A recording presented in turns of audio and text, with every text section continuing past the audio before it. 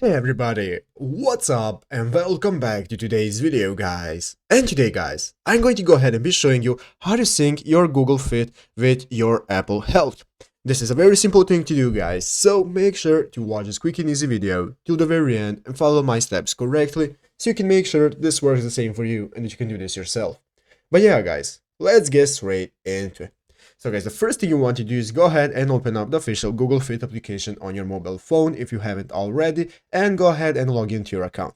After logging into your account, you'll be greeted by this main page right here where you can see all the info regarding your Google Fit. As you can see, we can see all the sections we can access such as home, we can see our journal right here, our browse section, and our profile where we can go ahead and enter our info and update it when needed.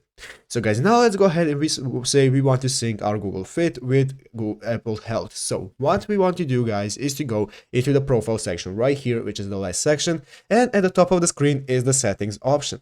So guys, go ahead and click on settings, and after clicking on settings guys, this will now open up this new menu with options where you have multiple options that you can access, and one of them guys is going to go ahead and be manage connected apps. So guys, go ahead and click manage connected apps, and go ahead and click on that option, and it will now open up. As you'll see, this will now open up where we can see all the apps connected to your Google Fit.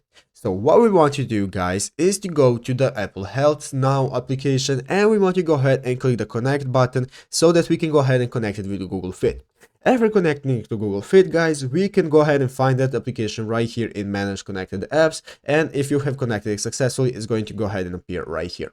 But yeah guys, basically that is it. How do you do it? Just go ahead and connect it from your Apple Health, and it's going to appear right here and be synced automatically. So I hope this video was helpful. If it was, make sure to leave a like and subscribe to the channel. So guys, thank you for watching, take care and bye.